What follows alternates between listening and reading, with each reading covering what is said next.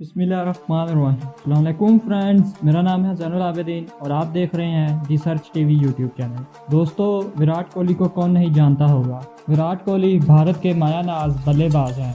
इन्होंने क्रिकेट के हर मैदान में अपनी सलाहियतों का लोहा मनवाया। विराट कोहली को रन्स की मशीन कहा जाता है, लेकिन विराट कोहली के गिर्द भी घेरा तंग होने लगा। दोस्तों, भारतीय क्रिकेट टीम के कप्तान विराट कोहली और भारतीय अदाकारा तमन्ना को जुए की तहशीर के इल्जाम में गिरफ्तार करने के लिए मद्रास हाई कोर्ट में पिटीशन दायर की गई है, जिसकी समाअत इसी महीने यानी कि अगस्त में होगी।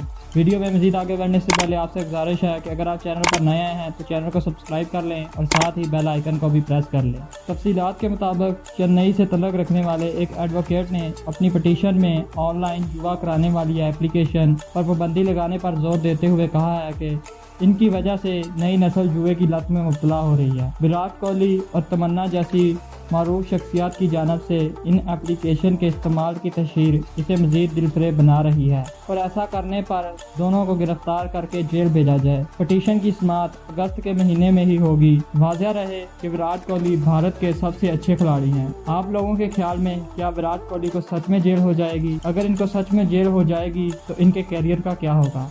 कमेंट सेक्शन में अपनी राय का इज़हार ज़रूर कीजिएगा। मिलते हैं नेक्स्ट वीडियो में, तब तक के लिए अल्लाह हाफिज़।